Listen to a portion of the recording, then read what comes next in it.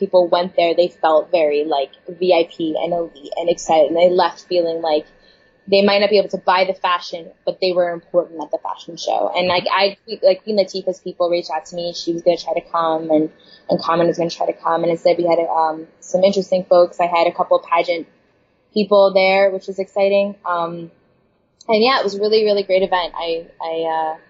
It was amazing. I had like cakes and champagne, and I had this really awesome restaurant called Onegin, and it was just really glamorous. Oh, that's great. Okay. So that was basically the start of your Starbaby Enterprises company? Yeah, Starbaby Enterprises launched as an event production and marketing company. Because I had already had experience with marketing and PR, and social media was just really becoming a huge juggernaut for marketing strategies. So that was still very new. And I was able to kind of like start riding the wave of virtual marketing with that. So I started out doing a lot of events. And then I realized that doing all these events, I was still acting at the time. I was in a great theater company. I was touring the world with my theater company. I realized I wasn't pursuing beyond just like, oh, I need to make money. Like, I only can make money with Starbaby. I really wasn't focusing on my acting career. And then in 2015, me and my co-producer, we had a conversation, and like a guy that my boyfriend who works with me, he was pretty much like, you know, why aren't we making films? Like, why don't you do something with films? And I was really into like also business of acting, because I really understood the business end of show business. I always have since I've been like 15. Since I knew I wanted to be an actor, I was always interested in the business end of it. So I liked the fact that when I went to an audition, I didn't feel intimidated by the people behind the table, because I understood their purposes there. And it gave me something else to talk about, because they're just my colleagues. So I started doing business of acting coaching, and then also shifting from just event production to more so film production and web series production. And so since 2015, I've really been heavily into the film producing and production elements of show business. Okay. So when you were first starting out in this company, were there books that you read that helped with the evolution of it, or were there various trainings that you took, or did it just happen organically? It happened very organically. I mean, not to say that there wasn't things that influenced me. I would say that because like the woman I worked with was from investment banking, so she had a very rigid way of organizing and project planning and things like that. So I didn't get the chance to like find my mentors outside of that, because I was still very new to the business world. And then like literally a year after I quit that job, so like the second year of Starbaby, the beginning of it, I worked in corporate. I was a senior sales and marketing director for a travel company, a big travel company, and I learned there. And that it was during that period of time when I realized how much I hated corporate life, and I really wanted to be my own. Like really be 1,000%, 1,000,000% into my business and myself as a performer, is when I really started kind of like feeding my mind and doing all that good stuff. And I would say the biggest influence for me, ironically, that helped me start Starbaby, because Starbaby, the idea behind it, and the reason why I think I was so at ease starting it was that like my thesis in college was very much based upon exactly what I do now. Okay. And I was really influenced on the idea, like I watched The Social Network, and I think one of my favorite quotes from that movie is the Winklevoss twins are in like their dean's office, and the dean says, you know, people don't come to this college to find jobs, they come here to create jobs. Mm-hmm. And that was a really driving force for me. I was like, I can create my own path, I can create my own future, and I can create my own career. And I knew that I was going to be an entrepreneur. I definitely think I really started reading and exploring and discovering in like 2015 is really when it started for me.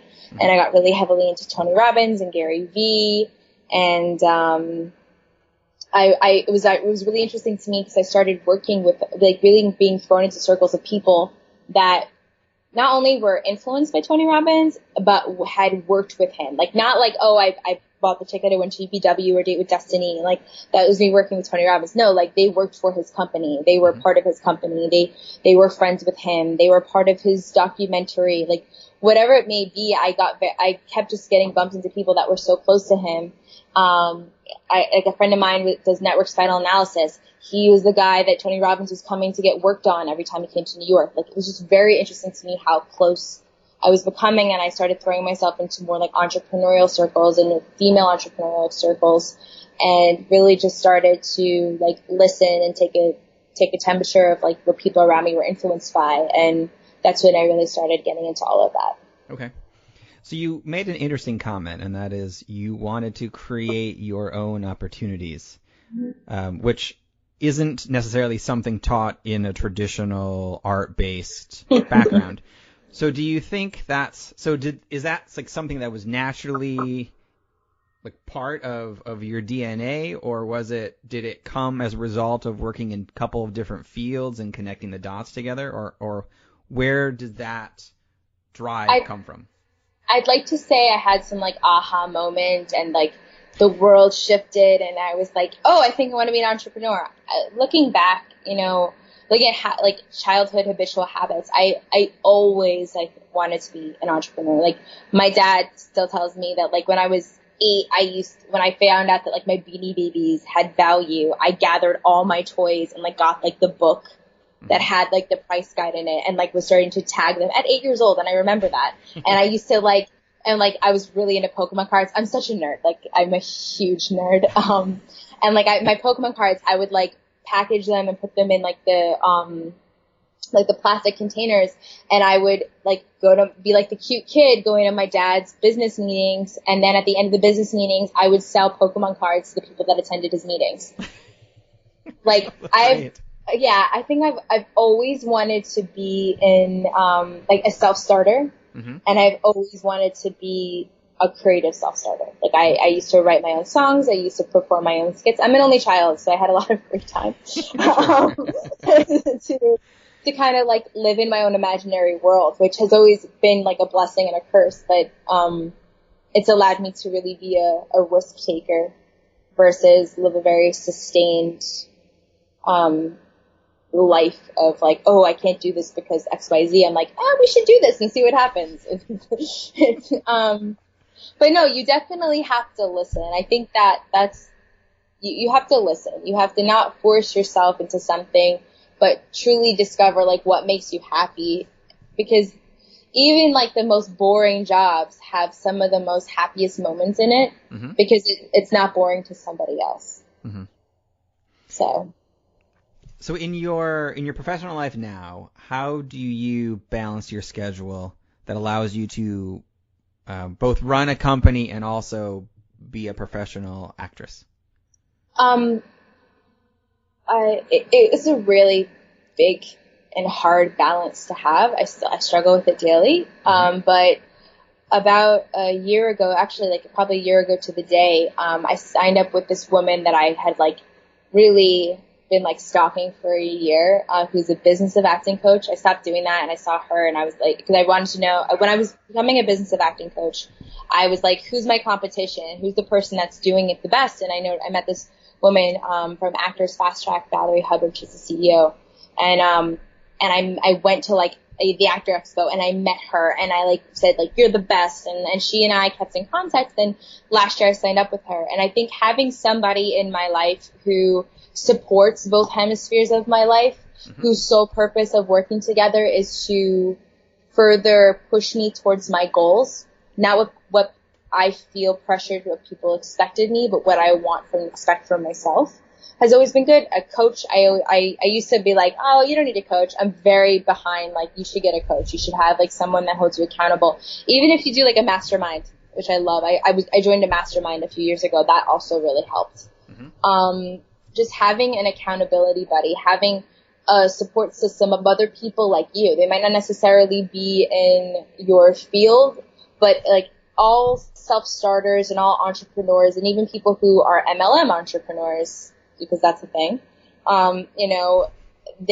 they're all self-starters, and it's nice to have people who are like, how do you balance the fact that like if you don't do these 3 things a day, you might not make enough money, or you might not be able to like cover rent, or you might not be able to buy groceries. Like, you have to really be honest with yourself. So I balance it in 2 weeks. I dedicate time every week. I have like a minimum of what I'm supposed to do every week. Mm-hmm. And then what I started doing last year, actually I think the end of last year, that has really been like my saving grace, is I do a client report and a actor's business report every week. So I literally I wrote a really great LinkedIn article about it, about the fact that like I write down, because I know there's like Trello and Discord and like a lot of funky apps. I can't do apps. Yeah. I can't do any more apps. I need to like see it on my face. I have a notebook that I write every week, every Sunday. I literally write down every single client that I have, or every single project that I'm a part of. Mm-hmm. And literally down to the most mundane tasks, like follow up with this person, do a phone call, write an email, finish this pitch deck, reach out to 10 potential sponsors, follow up with these 3 businesses. Like literally I have them down, and I have the prospective date on when I think I can accomplish them. And it really allows me to not only stay focused, but stay honest and not overtly stressed. I used to do like task sheets and like priority lists, but you get so lost in like an ongoing task sheet that you don't see like, okay, well, what's like my top 3 focus? Where am I going to capture the cash this week? And and I do the same thing with my acting business. That's what I've learned with my coach. It's just like, well, where am I going to make the most money? What is my brand? How am I doing sales calls? What direct marketing strategies am I doing? It's no different than how I do my regular stuff for my business. So, and I check through it every week, and I cross things out, and like, and I say, okay, well, this needs to get done, because if you don't do this week, then this next week's not going to happen, So that's how I do it, is I keep it very organized, and I say like, okay, this is my goal. This is what I want. And it's still a struggle. I think discipline, I may have a very aggressive personality, but discipline within myself or my personal stuff. Like I just got an intern to help me revamp the marketing for Starbaby and our image, because I'm good at doing it for so many other people, but when I turn on myself, it's like, you're not guaranteed on what the ROI is right away. So you tend to sometimes get lost in that. Mm-hmm. So, but that's how I balance it, is I'm like OCD about my client report every week, because staying organized is the only thing you can do. If you don't find a way to stay organized, and you can be organized in chaos. I'm like that sometimes, but like at least you need something that you have that's tangible, that holds to whatever, like to your goals for the week. Mm-hmm. So you've mentioned the business of acting a few different times, and so I find that particularly interesting, because I know that is definitely not taught at the majority of universities. So what are some, I would say, like key takeaways or key things that an actor or actress should do that allows them to focus on the business side of acting? And like, I guess, and also in a way that, well, no, because I'm asking multiple questions here at the same time. Yeah, I got it. Yeah, you got that one? Okay, go ahead. I did. I think, and before I answer that question, I'm going to tell you my aha moment, because this is how it shifted to that direction. When I was going to college, and I was like very adamant about, I should have joined the acting department, I should audition, and blah, blah, blah, blah, blah.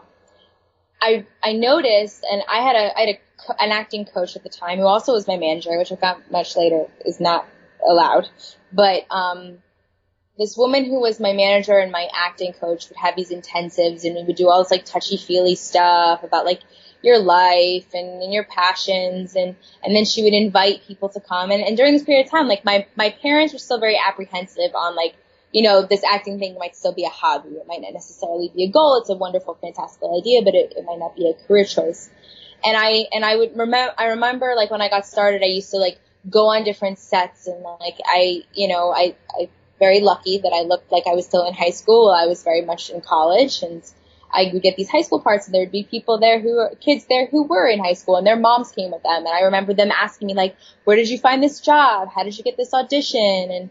And where were you auditioning? Where are you finding work? And a lot of the stuff that I found was all public information. So I remember telling that to my coach, and she was like, you can't say that. I said, why? It's public information. You can't get mad at me because I discovered this and I shared it. It's not proprietary. And then I also realized that a lot of my friends who were in the acting department at my school, and a lot of people at a lot of other acting programs and at very prestigious